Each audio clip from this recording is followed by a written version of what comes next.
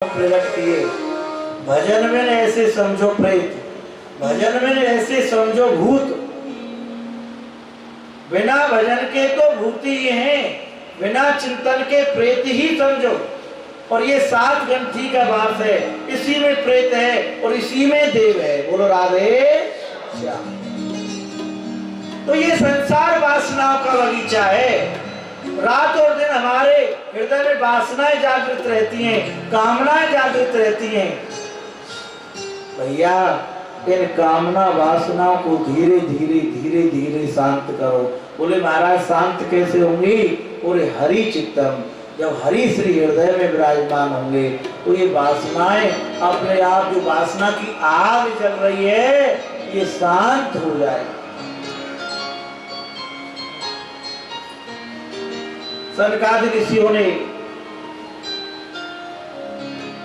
श्री सूत जी महाराज ने दिव्य कथा श्रवण कराई है, यहाँ विधि बताई है, बड़ी सुंदर विधि बताई है।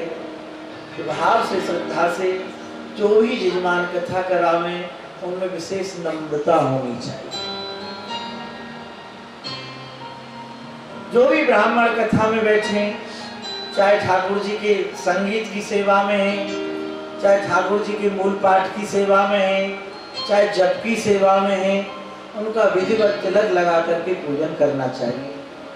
आज सभी रिश्तेदार नातेदारों को बड़े विनम्र होकर के निमंत्रण देना चाहिए। ठाकुर जी के ऊपर फूल वर्षा करनी चाहिए। बड़े भाव से श्रद्धा से शरणागति होना चाहिए। आज सभी प्रकार की विधि है। श्री गोविंद भगवान श्री गोकर्ण जी महाराज कथा श्रवण करा रहे हैं। प्रथम दिन प्रथम घंटी टूट गई महाराज, ध्यान देना। सप्ताह पारायण कथा सुनने से जो जीवन की वासना रूपी 7 गांठ हैं वो फट गई और उसमें से एक देव पुरुष प्रकट हो गया। वो कोई और नहीं था, वो धुंधकारी ही दुष्ट से देव बन गया। कथा के प्रभाव से देव भगवान के वैकुंठ धाम से दिव्य विमान आया है लेने के लिए।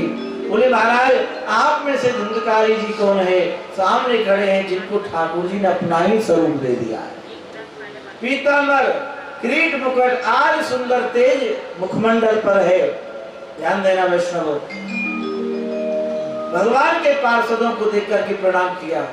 धुंधकारी ने पहले श्रीमद् भागवत जी को प्रणाम किया, संत भगवान श्री गोकर्ण जी को प्रणाम किया। हे महात्मा जी, आपकी कृपा से ही मुझे भगवान की कथा सुनने को प्राप्त हुई, ठाकुर जी की वार्ता सुनने को प्राप्त हुई, और आज आपकी कृपा से ही मैं वैकुंठ के लिए प्रस्थान करता हूँ। बोले बैठिए, ये विमान आपके लिए आया है। गोकर्ण जी महाराज कहते ठहरो, कथा तो यहाँ सबने सुनी है, केवल धुंधकारी के लिए विमान? ऐसा क्यों? ये भेदभाव क्यों?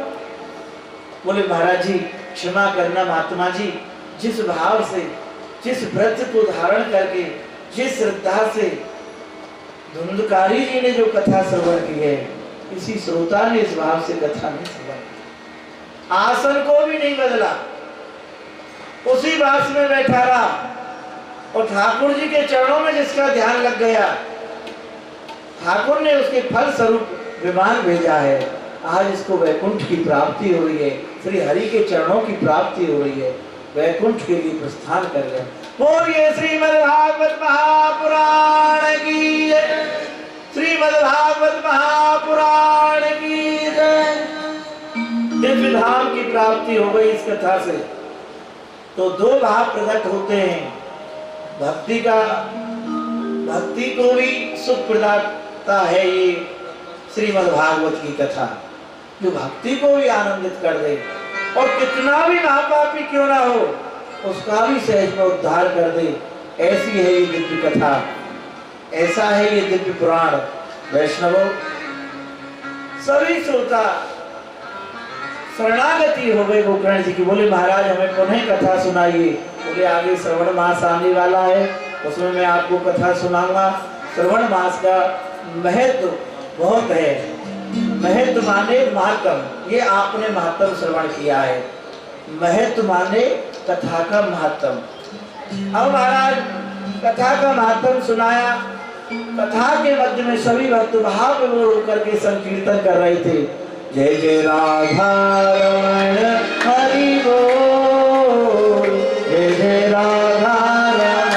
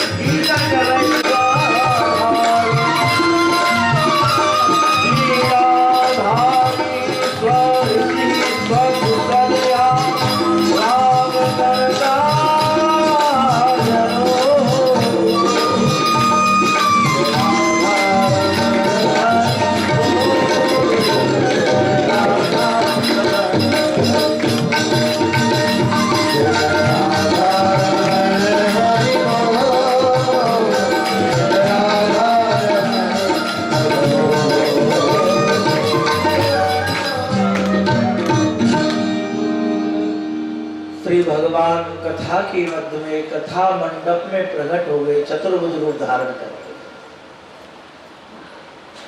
श्री उद्धव जी महाराज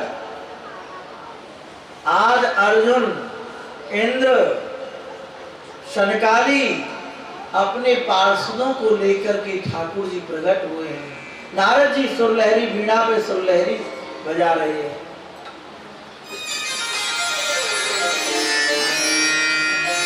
उद्धव जी महाराज, अर्जुन पखावज बजा रहे हैं। उद्धव जी महाराज नृत्य कर रहे हैं। सभी श्रोता झूम रहे हैं, पुष्प वृष्टि कर रहे हैं। भगवान कहते हैं मैं तुम्हारी भक्ति से, तुम्हारे संकीर्तन से प्रसन्न हुआ। क्या चाहिए? क्या मांगा है? भोलेनाथ, कोई इच्छा रह नहीं गई। और आप जीव को जब ही प्राप्त होते हो जब उसकी कामना वासना नष्ट हो जाती है। और जब तक कामना वासना है, कितना भी प्रयास करे, आप प्राप्त नहीं होते। कामना वासना रहित हो गए आपके दर्शन मात्र से। बोले बस एक ही इच्छा है, जहां आपकी कथा हो, जहां आपकी वार्ता हो, जहां आपकी हरि चर्चा हो, वहां महाराज आप प्रकट रूप से आप विद्यमान रहें, सभी भक्तों पे कृपा करें। भगवान ने आश्वासन दिया। बोले ऐसा ही होगा, यहाँ मेरी कथा होगी, मैं अवश्य दिव्य रूप से वहां स्थापित रहूंगा। तो यहाँ ठाकुर जी की कथा होती है ना, आप ये मत समझना कि हम और आप ही यहाँ विराजमान हैं। 33 करोड़ देवी देवताएं यहाँ उपस्थित हैं। यहाँ श्रीमद् भागवत ग्रंथ, श्रीमद् भागवत महापुराण की स्थापना होती है। वहाँ 33 करोड़ देवता अपना अपना स्थान ग्रहण कर लेते हैं। और आपके गृह मंदिर में तो स्वयं श्री प्रागट्य ठाकुर पधारे हैं। ध्यान देना, कितने सौभाग्यशाली हैं आप। हरि हरि हरि हरि, सूरदास जी की वाणी है, वो पुष्टि कर रहे हैं। हरि हरि हरि हरि सुमरन करो रे, हरि चरणारविंद चित धरो रे, हरि की कथा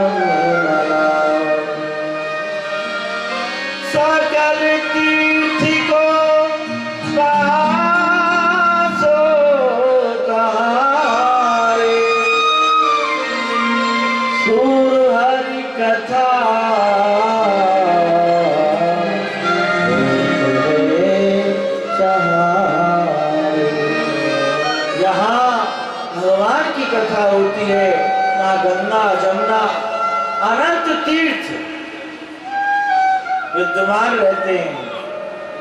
और अनेक अदृश्य आत्मा भी यहाँ भगवान की कथा होती है।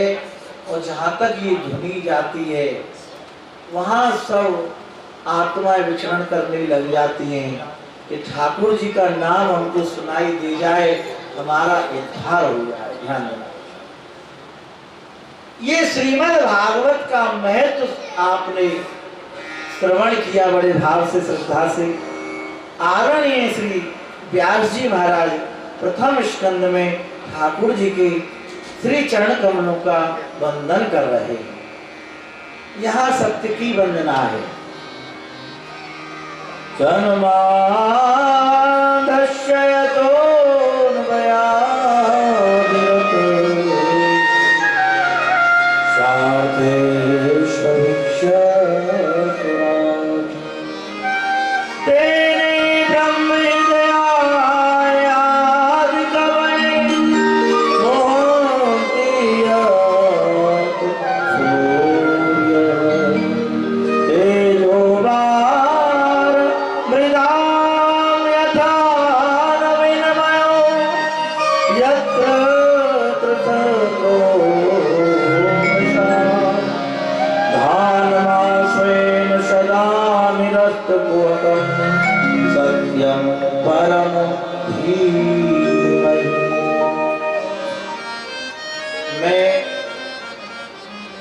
परम सत्य जो परमात्मा है, जो श्री कृष्ण है, श्री राधा माधव है, उनके श्री चरणों में नमस्कार करता हूं। हिरण्यगर्भा बोले महाराज आप किसकी स्तुति कर रहे हो? हिरण्यगर्भ तो ब्रह्मा को। बोले नहीं नहीं, हम ब्रह्मा की स्तुति नहीं करते, हम ब्रह्मा के जो पिता हैं, ब्रह्मा को भी जो जन्म देने वाले हैं, और श्री कृष्ण सत्य परम धीमहि जो परम सत्य हैं, उन श्री राधा माधव की वंदना करते हैं। ध्यान देना। बोले महाराज श्रीमद् भागवत जी का स्वरूप क्या है? निगम कल्पतरो गलतम सुख मुखाद मृदुद्रव संयुतम देवत भागवतम रसमालम ओरहो रसिका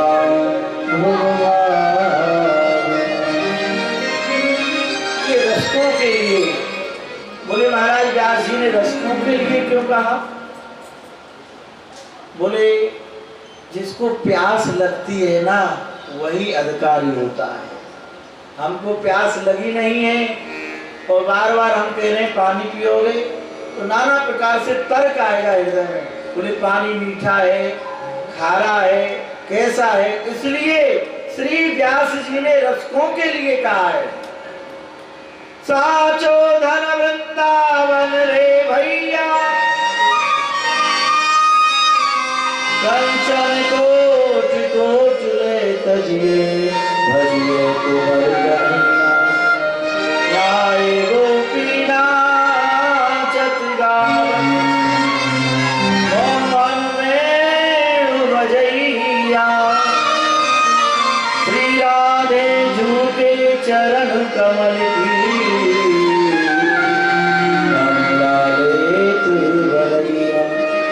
भागवत या की साक्षी देख है, साचो तो सुखदेव कहिया, आतुर वन में व्यास पुकार, हे गोविंद श्री सुनैया। इसलिए व्यास जी ने कहा कि इस कथा के अधिकारी केवल रसिक हैं, जिनके हृदय में तड़फन है ठाकुर जी की वार्ता सुनने के लिए, रात और दिन चिंतन कर रहे हैं हमको ठाकुर जी की कथा सुनने को प्राप्त हो, उनकी वार्ता सुनने को प्राप्त हो।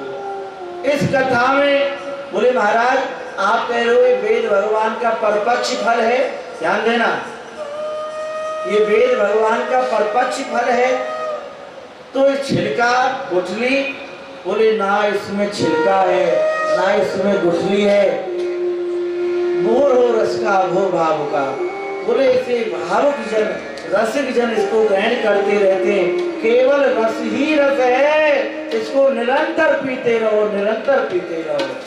बोले महाराज आदरणीय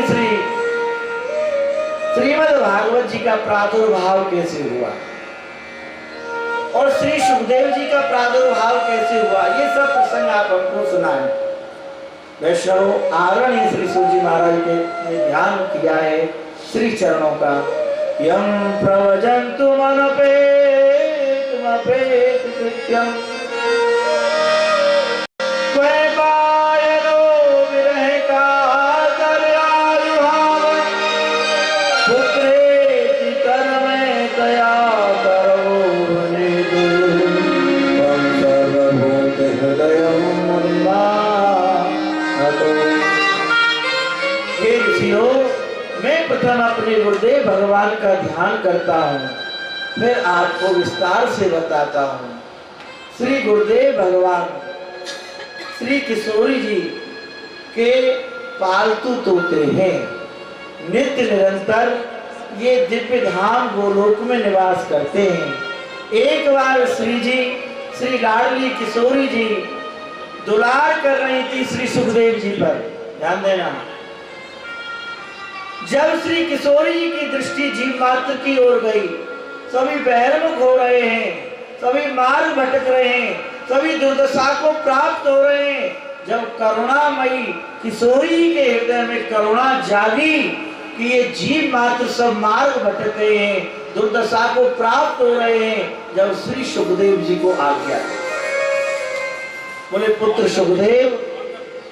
सुखदेव जी कौन है? हमारी श्री लाडली जी के परम शिष्य हैं श्री सुखदेव जी, ध्यान देना। सुखदेव जी कौन है?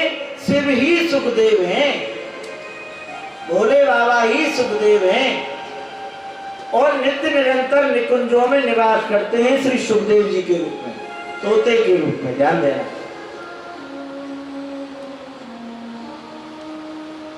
वैष्णव आदरणीय श्री सूत जी महाराज कहते हैं, मैं गुरुदेव भगवान के श्री चरणों का ध्यान करता हूँ।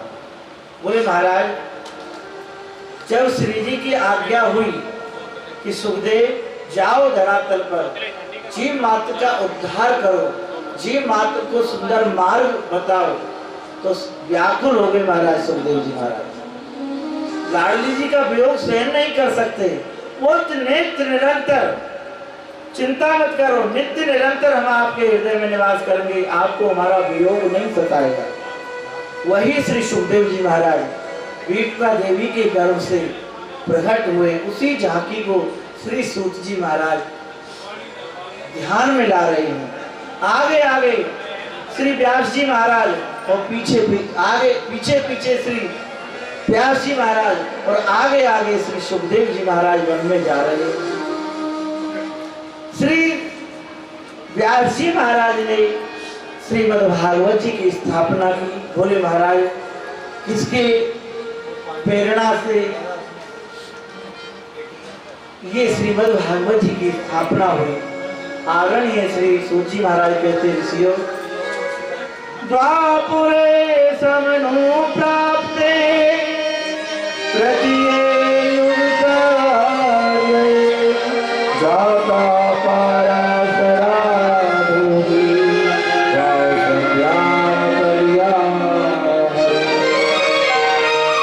श्री व्यास जी महाराज आदरणीय सूत जी कहते हैं, इस वर्तमान चतुर्युग के तीसरे युग द्वापर में पाराशर जी के गर्भ से, श्री पाराशर जी के द्वारा वसु कन्या सत्यवती के गर्भ से भगवान के कला अवतार, भगवान के ज्ञान अवतार श्री व्यास जी का प्रादुर्भाव हुआ। ये भगवान के ज्ञान अवतार हैं, कला अवतार हैं। इन्होंने 4 वेद, 6 शास्त्र, 17 पुराण आदि ग्रंथों की स्थापना की, रचना की और एक बहुत सुंदर ग्रंथ रचा, महाभारत ग्रंथ। स्त्री शूद्रों के निमित्त से ये महाभारत का ग्रंथ रचा है श्री व्यास जी महाराज। परंतु हृदय में असंतोष है, संतोष नहीं, कष्ट है, असंतोष है। तो सरस्वती जी के नदी के तट पर उदास चित्त श्री व्यास जी महाराज विराजमान थे। भगवत कृपा से देव ऋषि नारद जी वहां पधारे हैं। नारद जी को देखकर के व्यास जी ने प्रणाम किया है। नारद जी ने व्यास जी को प्रणाम किया। नारद जी कहते, व्यास जी आपके मुखमंडल पर उदासीनता के चिन्ह दिखाई दे रहे हैं, क्या कारण है? आपने तो भगवान के बहुत से चरित्रों का गायन किया है, बहुत से ग्रंथ आपने लिखे हैं।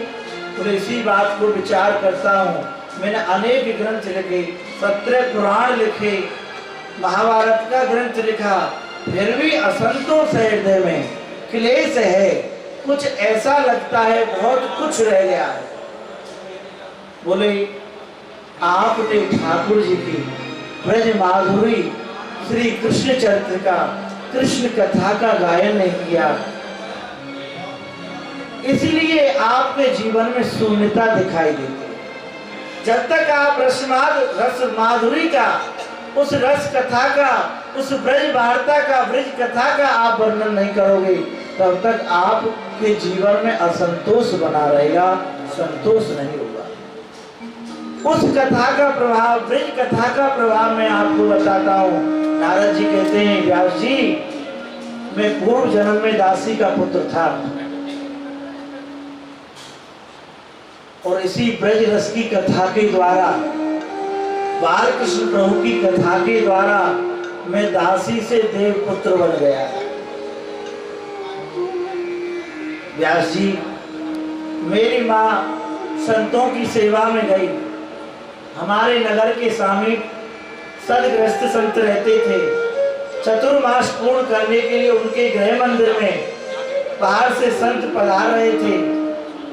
तो वहां मेरी माँ मुझे लेकर के पहुंची। वहां सेवा प्राप्त हुई संतों की, गौ सेवा मेरी माँ को प्राप्त हुई और मुझे ऋषियों के बालकों के सानिध्य में सेवा प्राप्त हुई। मैं प्रतिदिन संतों की सेवा करता और फिर ठाकुर जी की नित्य नवीन कथा श्रवण करता। उस कथा के प्रभाव से मेरे हृदय में भक्ति उदय होने लगी और संत जो कथा करते उनकी उच्चिष्ट प्रसादी में छुप करके पा लेता, उनकी पत्तल से। उस प्रसाद से मेरी बुद्धि सुंदर बन गई, मेरी बुद्धि भगवतमय बन गई। अब संत चतुर्मास पूर्ण करके जाने लगे। जब संत जाने लगे मैं तड़प गया। मैंने संतों के श्री चरण पकड़ लिए, भगवान अब मैं आपका वियोग सहन नहीं कर सकता, मैं आपके साथ ही चलूंगा। जहां जहां आप कथा करोगे जहाँ ठाकुर जी की वार्ता सुनाओगे मैं भी सुना करूंगा और आपकी सेवा मुझे प्राप्त होगी। संतों ने कहा बालक, अभी तुम्हारे पास, तुम्हारे ऊपर माता का ऋण है। तुम अपने पुत्र के अकेले पुत्र हैं, अपनी माता के अकेले पुत्र हैं, इसलिए मातृ ऋण से उरण होना है आपको। हम आपको अवलंब देकर के जाते हैं। संतों ने व्यास जी मुझे अवलंब दिया, संतों ने मुझे ठाकुर जी के नाम रूपी अवलंब दिया, नाम दान दिया मुझे। बोले इस नाम को अहरनिश दिन जपते रहना, तेरे हृदय में ठाकुर जी की कृपा है, तेरे हृदय में ठाकुर जी के दर्शन का अनुभव अवश्य होगा।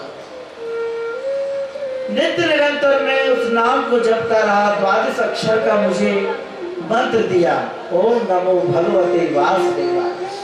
नित्य निरंतर मैं इस नाम को जपता। देव योग से व्यास जी मेरी माँ गौ सेवा में लगी हुई थी। स्वरूप ने दस लिया मेरी माँ को, मेरी माँ की मृत्यु हो गई। मेरे संग के बालकों ने बताया रामदास तेरी माँ की मृत्यु हो गई है, सर्प ने डस लिया है। व्यास जी मैं सत्य कहता हूँ, एक क्षण के लिए तो मुझे कष्ट हुआ और एक क्षण के बाद मुझे अपार आनंद की अनुभूति होने लगी। एक माँ बंधन थी मेरे जीवन में, तो बंधन भी दूर हो गया। अब मैं सीधे कुटिया का त्याग करके वन के लिए दौड़ गया। दौड़ता हुआ एक वट वृक्ष के नीचे बैठ गया। जिस मंत्र को संतों ने मुझे दिया, श्रद्धा पूर्वक उस मंत्र का मैं गायन करने लगा।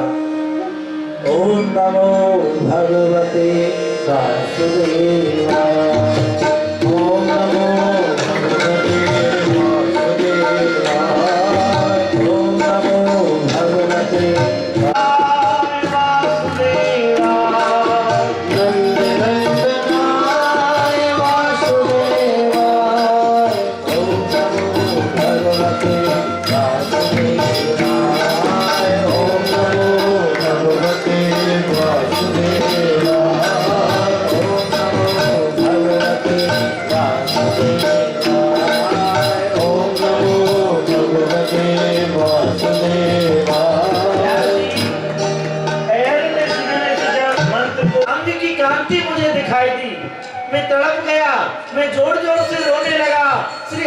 पुकारने लगा।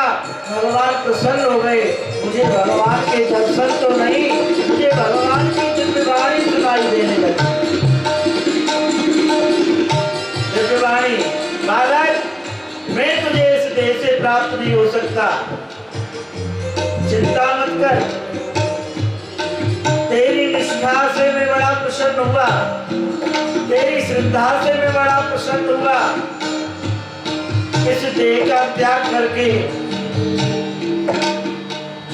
अगले जन्म में जब आगे तू जाएगा, तेरा जन्म ब्रह्मा की गोद से होगा।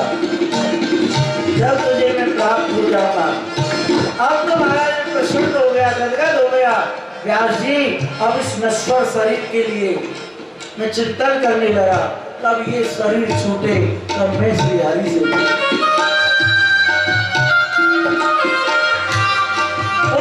का चिंतन करता, उन्हीं ब्रह्म चरित्रों का मैं चिंतन करता। और ब्रह्म चरित्रों का चिंतन करते करते मेरा देह त्याग हुआ। मैं ब्रह्मा की गोद से ब्रह्मा का पुत्र बन के आया।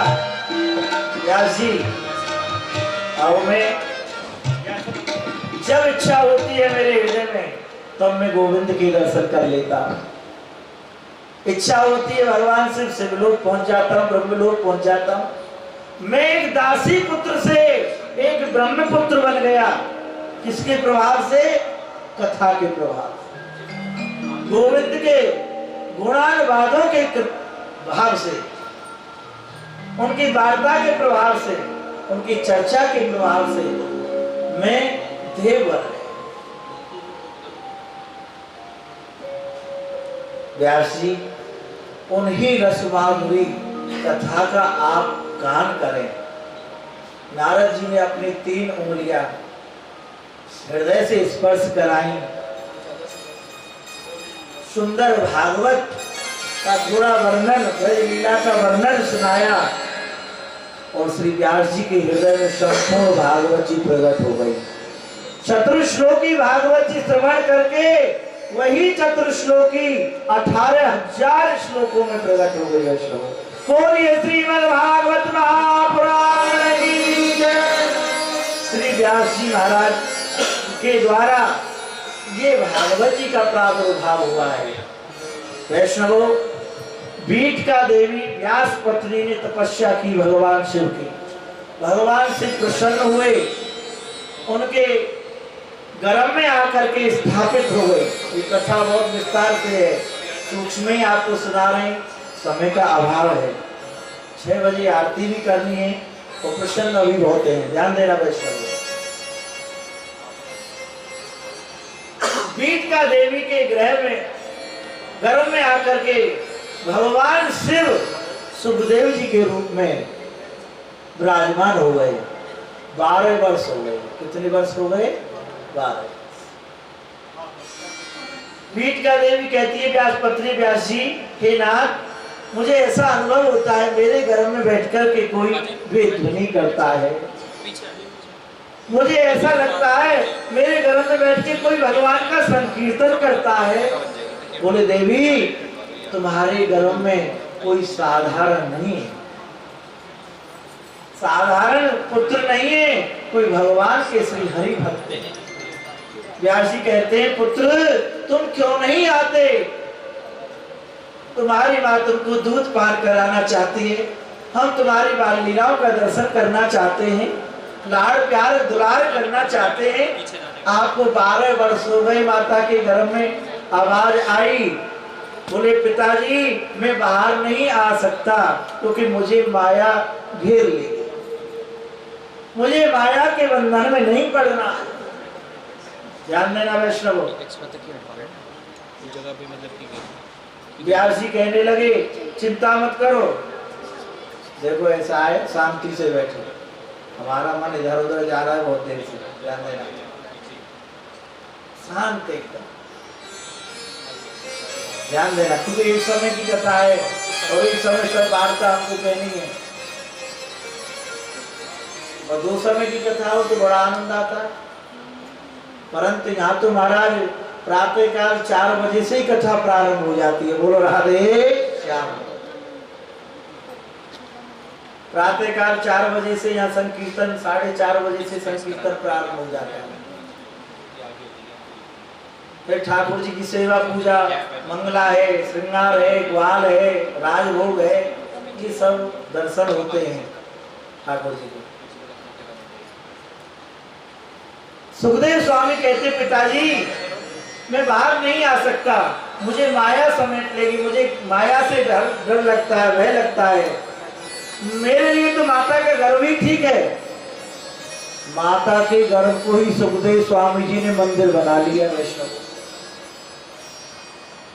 बोले पुत्र, तुमको माया नहीं घेरेगी, चिंता मत करो। बोले जो स्वयं माया में बंधे हो वो मुझे बंधन मुक्त कैसे कर सकते हैं? आप तो पिताजी स्वयं बंधन में है। उसी समय बोले यदि मायापति आकर के मुझे कहें तब मैं बाहर आऊंगा। उसी समय स्वयं भगवान प्रकट हो गए हैं और आश्वासन दिया है, कहा है कि पुत्र तुमको मेरी माया स्पर्श भी नहीं करेगी। उसी समय श्री सुखदेव जी महाराज का प्रादुर्भाव हुआ है। बोलिए श्री सुखदेव जी महाराज की। श्री सुखदेव जी महाराज सीधे वन के लिए प्रस्थान कर जाते हैं। ना पिताजी के दर्शन किए और ना माता जी के चरणों के दर्शन किए, उन्होंने संसार को देखा ही नहीं, सीधे वन की ओर प्रस्थान कर जाते हैं। ध्यान देना, इसी छवि का अवलोकन श्री सूत जी महाराज करते हैं, इसी का ध्यान कर रहे हैं, इसी झांकी का ध्यान कर रहे हैं। आगे आगे श्री सुखदेव जी महाराज और पीछे पीछे श्री व्यास जी महाराज। यौ प्रवजन्तु अनपेतमपेतकृत्यं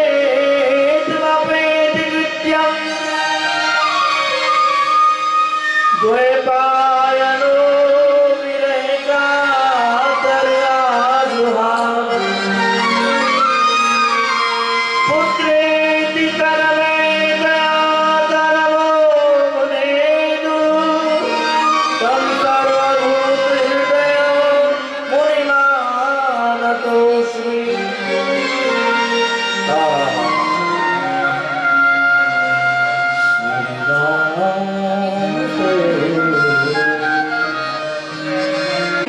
बाहर निकली। बोले भगवान चले जाएंगे यदि वस्त्र धारण करेंगी तो, और भगवान से किस बात के वस्त्र धारण करना, इनसे किस बात का पर्दा। भगवान तो सब जगह ही रमण करते हैं, ये तो साक्षात ब्रह्म स्वरूप है, जिनके अपने स्वरूप के बारे में नहीं जानते कि स्त्री क्या है और पुरुष क्या है, वो स्त्री पुरुष का भेद नहीं जानते, उनसे पर्दा किस बात का। सभी बालाएं सामने आकर के प्रणाम करती हैं, सबको नमन करती हैं, प्रणाम करती हैं। वैष्णव आगे श्री सुखदेव जी महाराज निकल जाते हैं, उनको ये ध्यान नहीं है मुझे कौन प्रणाम करता है, कौन नमस्कार करता है। ब्रह्मवेत्ता संत हैं, ब्रह्म में लीन है, स्वयं ब्रह्ममय है सुखदेव जी महाराज। एक वस्त्र भी धारण नहीं है अंग पर।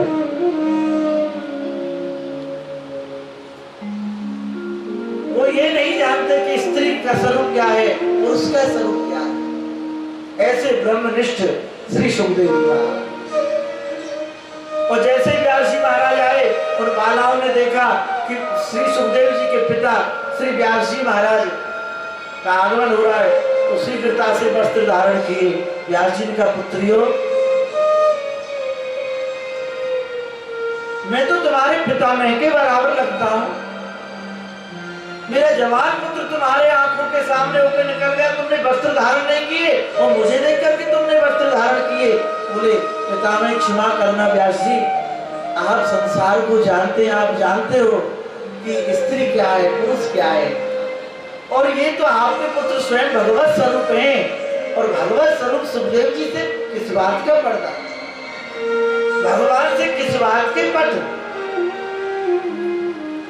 आनंदित हो गए श्री व्यास जी महाराज, गदगद हो गए, बार बार वंदन करने लगे श्री सुखदेव जी महाराज को। धन्य मेरे ऐसे पुत्र के लिए जो ब्रह्म में लीन है। पीछा कर रहे हैं, पुत्र सुखदेव, पुत्र सुखदेव, पुत्र सुखदेव। और व्यास जी के देखते देखते सुखदेव जी महाराज एक गुफा में प्रवेश कर जाते हैं, और सर्वभूत हृदय, ऐसा कोई स्थान नहीं है यहाँ श्री सुखदेव जी ना हो। सर्वभूत हृदय, सर्व जगत में व्याप हैं श्री सुखदेव जी महाराज।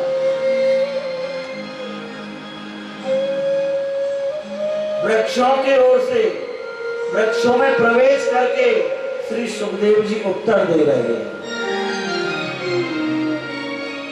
शंका का समाधान कर रहे हैं। बोले पिताजी, पिताजी सुनो, आप कितनी बार मेरे पुत्र बन लिए हो, मैं कितनी बार आपका पिता बन गया हूं। कभी आप पुत्र बनते हो, कभी मैं पिता बनता हूं, कभी मैं पुत्र बनता हूं, कभी आप पिता बनते हो। आप किस संबंध को सत्य मानते हो? आप भी माया में भ्रमित हो गए, इन झूठे संबंधों में आप दृढ़ता धारण कर रहे हो। दृढ़ता तो केवल गोविंद के चरणों में होनी चाहिए, संसार में नहीं। और ये झूठा संसार है, असत्य संसार है। वास्तविकता में इस समय हम ये संसार कैसे हैं, परमात्मा ही सत्य हैं। श्री सुखदेव जी महाराज कहते हैं उन्हीं का ध्यान करो और उनके पीछे पीछे दौड़ो। इन झूठे संबंधों के पीछे दौड़ना ठीक नहीं है, कोई लाभ नहीं है। और ये संसार कैसा है पिताजी, ये असत्य होने पर भी सत्य सा प्रतीत होता है, सत्य है नहीं। जैसे हम और आप तपती हुई धूप में गाड़ी में चलते हैं और सड़क पर सामने हमारी दृष्टि जाती है तो हमको वहां जलाशय दिखाई देता है, मानो तो जल पड़ा हुआ है, बहुत बड़ा जल का सरोवर है आगे। और जब हम नजदीक पहुंचते हैं वहां एक बूंद तक दिखाई नहीं देती है, सूर्य नारायण की किरणों से वो जलाशय दिखाई देता है, पर है नहीं वहां। ऐसे ही ये संसार असत्य है, फिर भी सत्य दिखाई देता है। क्यों? इसको मेरे परमात्मा ने, सत्य स्वरूप नारायण भगवान ने इसको अपने वक्षस्थल पर धारण कर रखा है, इसलिए असत्य होने पर भी ये सत्य सा प्रतीत होता है। ये संसार तो स्वप्नवत है और स्वप्न कभी सत्य नहीं होता। सपने हो विकार नृप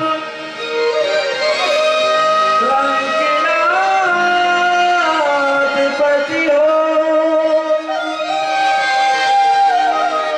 जागे लाभ नाम कछु प्रपंच जियो। जैसे सपने में राजा भिखारी हो जाता है और भिखारी राजा बन जाता है। फुटपाथ पर सोया हुआ है, स्वप्न में देखा कि हजारों सेवक आगे पीछे दौड़ रहे, जय जयकार हो रही है, फूल वर्षा हो रही है, पर ऐसा बताओ ये सत्य है क्या? जब भिखारी जागा बड़ी प्रसन्नता से देखा, ना इधर कुछ है ना इधर कुछ है, भिखारी का भिखारी, याद है ना? और राजा महल में सोया हुआ है,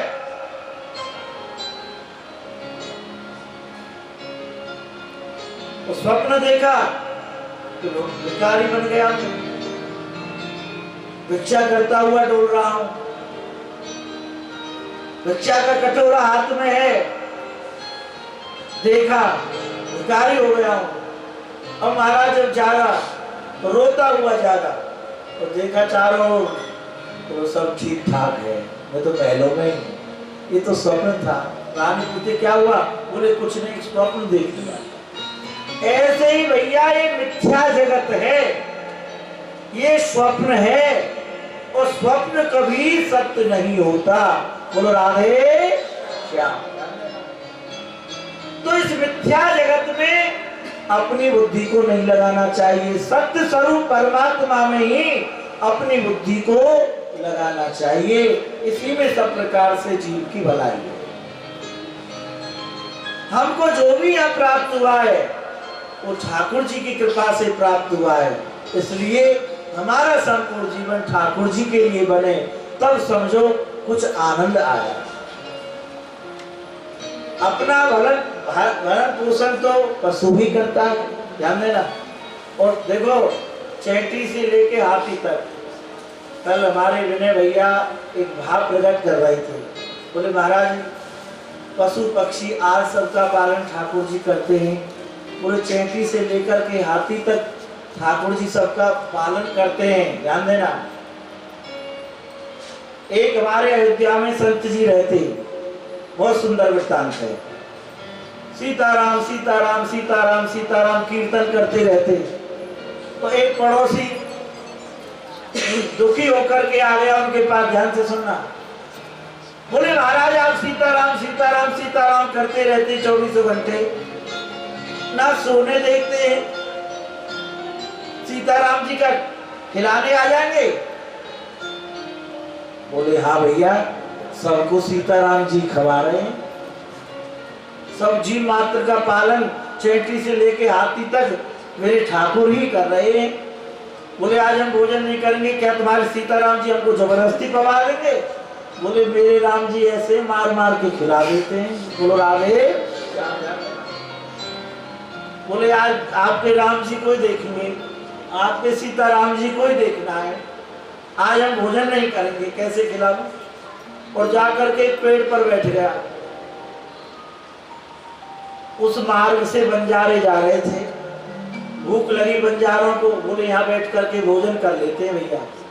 तो उस वृक्ष के नीचे बैठ गए, जब भी भोजन खोल करके बैठे, उसी समय महाराज हल्ला मच गया, सामने डकैत चोर आ रहे थे, हल्ला हो गया, डकैत आ रहे हैं, डकैत आ रहे हैं, चोर आ रहे हैं, चोर आ रहे हैं। अब वो बंजारों में भगदड़ मच गई, उस भोजन को वहीं छोड़ गए।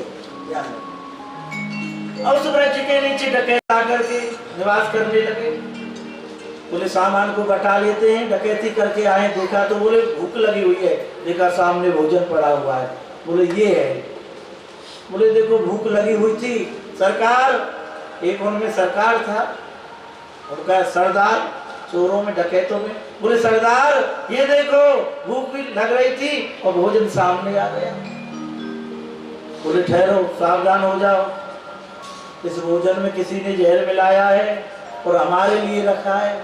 देखो यही होगा भोजन रखने वाला, जहर मिलाने वाला। सामने देखो, चारों दिशा में देखा, ऊपर दृष्टि है। बोले ऊपर है, उतारो नीचे। उस जीव को उतारा, बोले भोजन करिए। बोले महाराज आप चाहो तो मैं तुम्हारे भोजन को ढूंढूंगा, आप जो कहोगे आपकी सेवा में रहूंगा, पर भोजन नहीं करूंगा। बोले अच्छा। अब डंडा लेकर के उसका सरदार, बोले दो चार तो लगा दिए, दो चार डंडे लगा दिए। बोले भोजन करना पड़ेगा, तो भोजन किया। अब आनंद हो गया उसको। अब ठाकुर जी की याद आई उस जीव को, संतों की शरणागति हो गया जाकर के। बोले महाराज आप सत्य कह रहे थे, यदि राम जी चाहें तो मार मार के खिलाते हैं। मैंने संकल्प लिया कि आज भोजन नहीं करूंगा, तो आपके राम जी ने मुझे मार मार के खिलाया। और वो जो जीव है ना, वो साधारण परम संत बन गए महाराज। गृहस्थ त्याग दिया, परिवार त्याग दिया, और उन्होंने एक दोहा लिखा। वो साधारण संत नहीं, श्री मलुकदास जी के नाम से विख्यात हुए संसार। उन्होंने फिर एक दोहा लिखा, अजगर करे न चाकरी। भैया बने, अजगर करे न चाकरी, पंछी करे न गान, दास मलुका के गए सबके दाता। तो भैया ठाकुर जी जब चाहे ना तो मार मार के खवा। ये मनुष्य जीवन लाभकारी है, पशु भजन नहीं कर सकता। सबका पालन तो श्री हरि कर रहे हैं, चेंटी से लेके हाथी तक वो कोई काम नहीं करते, पक्षी किसी की नौकरी नहीं करते, फिर भी समय पर उनको प्राप्त हो जाता है। जल भी प्राप्त होता है, उनके प्रारब्ध के अनुसार अन्न भी प्राप्त होता है। चेंटी है, हाथी है, उनको भी प्राप्त होता है। हम मनुष्य हैं, हम कर्मशील हैं, कर्म करते हैं, ठाकुर जी का भजन करते हैं, उनकी कथा सुन सकते हैं, इसलिए ये लाभकारी जीवन है मनुष्य देह। ध्यान देना। तो आदरणीय श्री सुखदेव जी महाराज कहते, पिताजी आप किस संबंध को ठीक मानोगे? मैं आपका कभी पुत्र बनता हूँ, कभी पिता बन जाता हूँ, कभी आप मेरे पुत्र बनते हो, कभी पिता बनते हो, और आप इतने बड़े ज्ञानी होते हुए भी पुत्र मोह में मेरे पीछे पीछे बनकर चले आए। इस पुत्र मोह को त्याग दो और श्री गोविंद के चरणों में ध्यान लगा करके अपने आश्रम पर जाओ, भजन करो। गोविंद ही सबके पुत्र हैं, गोविंद ही माता हैं, गोविंद ही पिता हैं, उनसे संबंध बनाओ। ये झूठे संसार से क्या संबंध बनाओ? और संसार का संबंध कोई भी हो वो दुखदायी होता है, वो कष्ट देने वाला ही होता है भैया। और जब भगवान से हमारा संबंध बनता है ना, क्या कहने, अपार सुख, अपार सुख अनुभव होता है। और एक बार संबंध बन गया ना, फिर इस संसार के संबंधों को भूल जाओ। क्योंकि ठाकुर जी जितना सुख हमको देते हैं उतना सुख कोई दे नहीं सकता। व्यास जी महाराज आ गए और व्यास जी महाराज भजन करने लगे, चिंतन कर रहे हैं। बोले इतने शास्त्र, वेद, पुराण, दिव्य श्रीमद् भागवत की स्थापना की, और इसके अधिकारी तो केवल सुखदेव हैं। और जब तक सुखदेव जी वन से आश्रम नहीं आवे, मैं किसको पाठ पढ़ाऊं? ध्यान लगाया और ध्यान में बार बार यही आया कि सुखदेव जी को तीनों लोकों में कोई वस्तु आकर्षित नहीं कर सकती। आकर्षित कर सकती है तो केवल भगवान की कथा। सुखदेव जी को आकर्षित कर सकती है केवल गोविंद की कथा आकर्षित कर सकती है, अन्यथा सुखदेव जी को कोई आकर्षित करने वाला नहीं है। उसी समय अपने शिष्यों को श्लोक दिए, बोले इन मंत्रों का जाप करना, इन श्लोकों को श्रवण। जिस गुफा में श्री सुखदेव जी महाराज विराजमान है, उसी गुफा के द्वार पर शिष्यों इन श्लोकों का गान करना है। वैष्णवों, भक्ति स्वरूपा माताओं, व्यास शिष्य इस श्लोक पढ़ करके गए हैं वन में शमधा लेने के लिए और उसी गुफा के द्वार पर पहुंच गए जिस गुफा के द्वार पर, जिस गुफा में श्री सुखदेव जी महाराज परम ब्रह्म का ध्यान कर रहे थे, निराकार ब्रह्म का ध्यान कर रहे थे। निराकार के ब्रह्म में ध्यान में बैठे हुए थे श्री सुखदेव जी महाराज। उसी द्वार पर जाकर के व्यास शिष्यों ने श्लोकों का गान किया है। ये दसम स्कंद भागवत के श्लोक हैं जिनका गान शिष्यों ने किया है। बरिहापीरम नटवर बपू कर्णयो कर्णकारं ब्रह्मवास कनक कपशं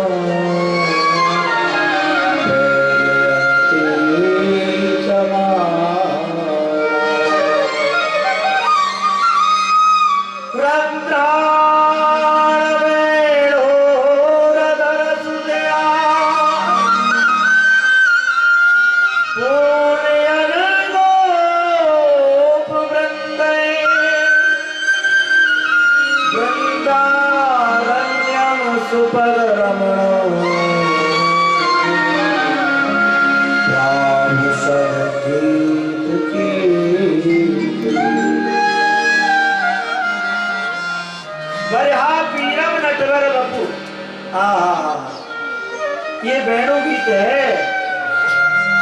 ये कौन सी झांकी है? निराकार का ध्यान कर रहे थे सुखदेव जी, ज्योति स्वरूप ब्रह्म का ध्यान कर रहे थे सुखदेव जी। और जब ठाकुर जी का स्वरूप का वर्णन उनके हृदय तक पहुंचा, गदगद हो गए, आनंदित हो गए सुखदेव जी महाराज। ये कौन सी झांकी है जिस समय भगवान गाय चारण करके वन से आ रहे हैं? आगे गाय पाछे गाय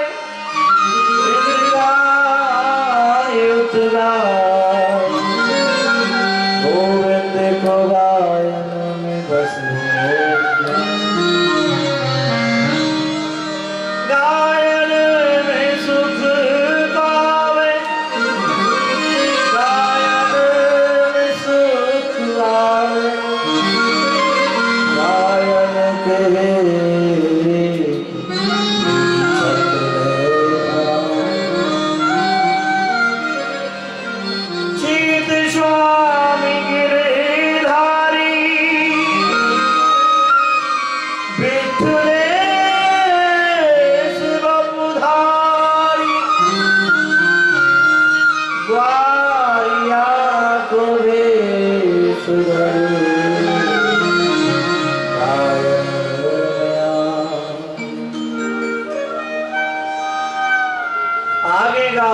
पाछे गाय, इत गाय, उत गाय, गोविंद को गायन में बस बोल।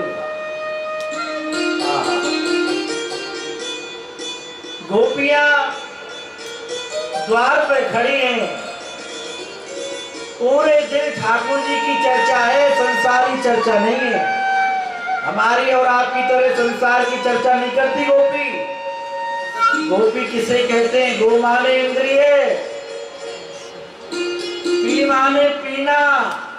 जो अहल इस दिन श्री युगल श्री चरणों का जो रसा स्वादन कर रहे हैं, जो रस रूप माधुरी का जो पान कर रही हैं, वो है गोपी। जिसकी प्रत्येक इंद्रिया ठाकुर जी के श्री चरणों का रसास्वादन कर रही है, वो है गोपियां। गोपी कोई पुरुष नहीं है, गोपी कोई स्त्री नहीं है, गोपी एक भाव है, और गोपी भाव से ऊपर कोई दूसरा भाव नहीं है।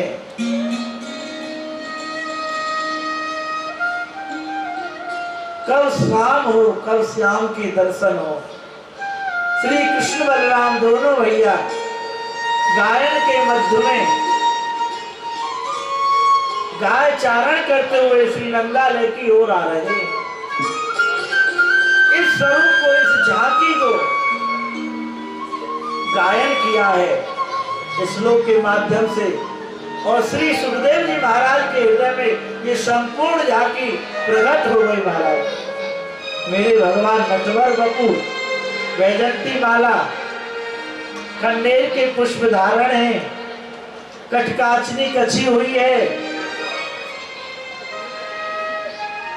वेणुनाद कर रहे हैं गायों के मध्य में, और गायों की खुरों की गई उड़ उड़ के कि ठाकुर के अंग पर पड़ रही है।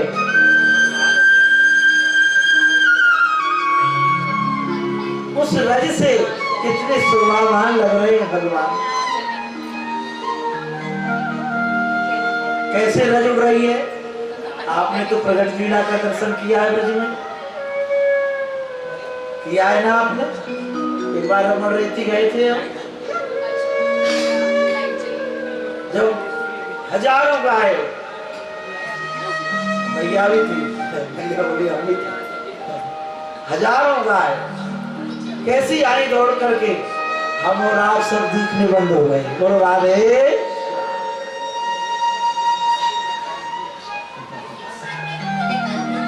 इसी झांकी का वर्णन कर रहे हैं।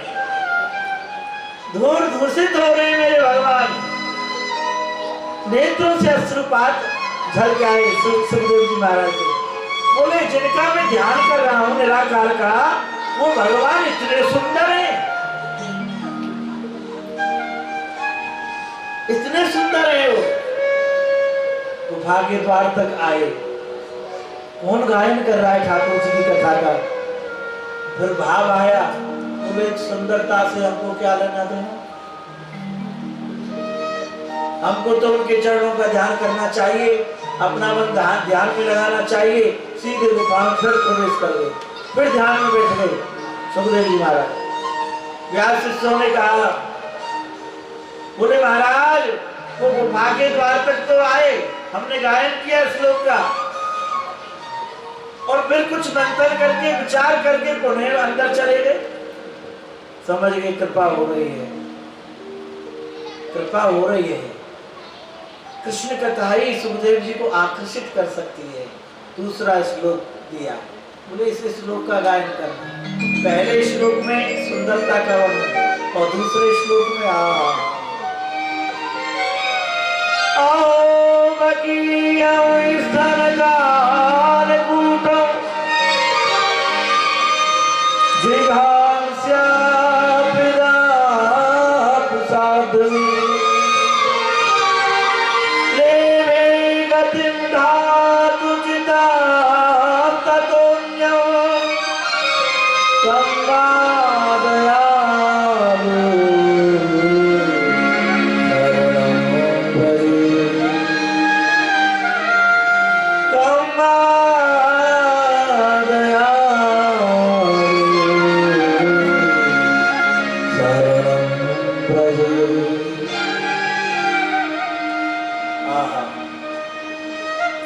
पहले श्लोक में सुंदरता का वर्णन, और दूसरे श्लोक में दयालुता।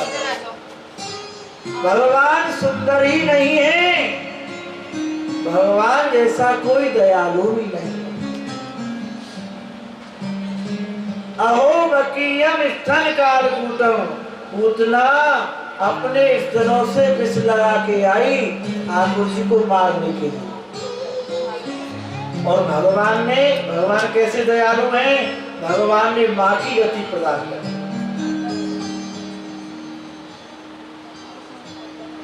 जो मैया यशोदा को गति देनी वो पहले ही पूतना को दे। ऐसे दयालु हैं, ऐसो को उदार जग माए। बिन सेवा जो द्रवई जीव पे, राम सरस ऐसो उदार जग माए। श्री सुखदेव जी महाराज के नेत्रों से अश्रुधारा में चल महाराज और व्यास शिष्यों को अंक में भर लिया। बोले मुझे और सुनाओ, ठाकुर जी के ऐसे चरित्र और सुनाओ। मैं तो समझ रहा था भगवान सुंदर हैं, वो सुंदर नहीं, उन जैसा कोई दूसरा दयालु भी नहीं।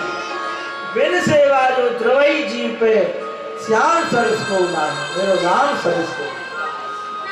तो तुम्हारा थोड़ी सेवा में गिर जाए, थोड़ो चलनो पड़े।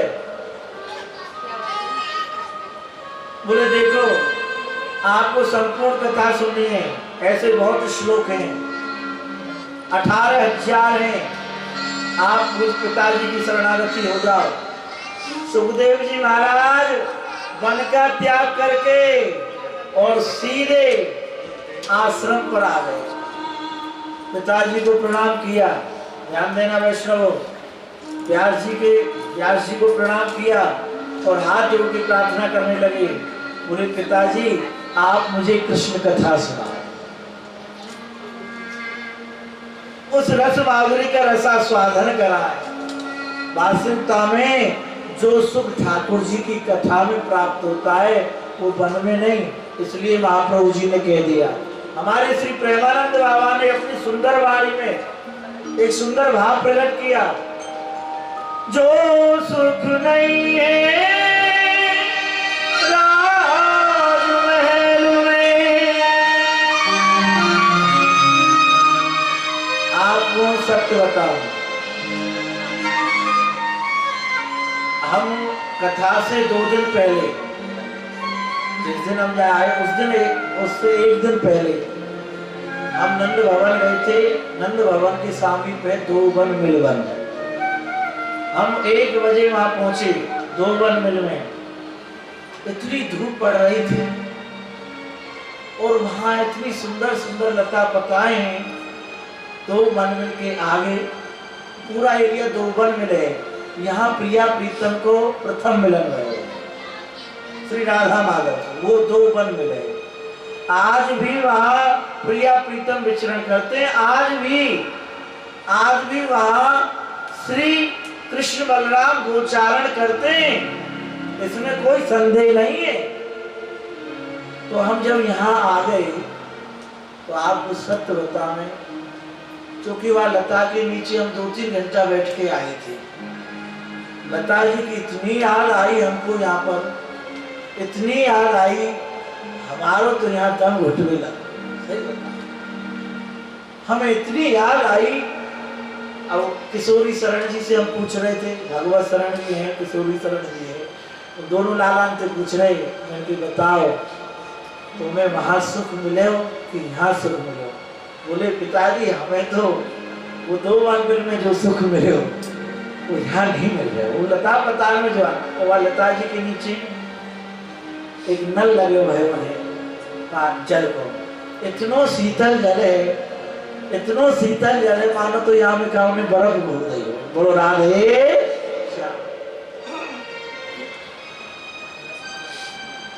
वही जल हम आपके पास लाए हैं। तो हमारे श्री प्रेमानंद बाबा ने भी यही बात कही, पुष्टि करी है। जो सुख नहीं है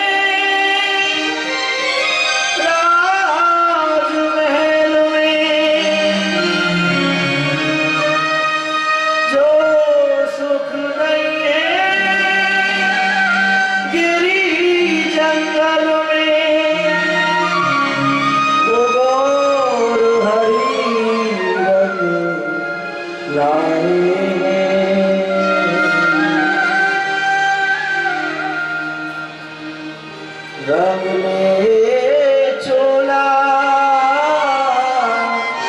रंगले तन मन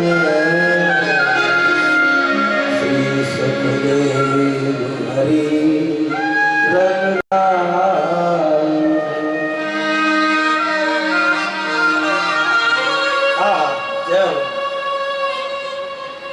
यदि सुख होता, निराकार का ध्यान कर रहे थे सुखदेव जी महाराज, पर कृष्ण कथा ने ऐसा आकर्षण किया, वो जंगल का वन का त्याग करके और व्यास जी की कुटिया पर आ गए। बोले पिताजी, मुझे इस रस रूप माधुरी, इस ब्रज कथा, कृष्ण कथा का रसास्वादन आप मुझे कराएं। इस युगल स्वरूप का, सुंदर स्वरूप का दर्शन आप मुझे कराएं। श्री व्यास जी प्रसन्न हो गए। बोले पुत्र, ये सब तुम्हारे लिए तो है, मैं संपूर्ण भागवत आपको श्रवण कराऊंगा। संपूर्ण कथा श्री सुखदेव जी को श्रवण कराई और श्री सुखदेव जी महाराज ने सुनकर के उस कथा को अपने हृदय में धारण किया। इस कथा से एक भाव है, जो कथा को धारण कर लेता है, कथा उसकी समझ में आती है और जीवन का मूल्य समझ में आ जाता है। इस जीवन का मूल्य क्या है? हे ऋषियों, यही श्रीमद् भागवत श्री सुखदेव जी महाराज ने परीक्षित को सुनाई और परीक्षित की सप्ताह पारायण सुन के सहज में ही मोक्ष को प्राप्त हो गए श्री परीक्षित जी महाराज। सोनक ऋषि कहने लगे, भगवान कृपा करें, ये संयोग कैसे हुआ? जिस कथा का वक्ता इतना महान है, उस कथा का श्रोता कोई साधारण नहीं होगा। तो महाराज परीक्षित जन्म की भी कथा आप उनको सुनाए। बोले कहना जरूरी नहीं है, पर जरूरी भी है, तो जिस कथा से मेरे कन्हैया लाल जुड़े हुए हैं, उस कथा को छोड़ना भी तो नहीं है। हे ऋषियों, आरण्य श्री सूत जी कहते हैं, यदा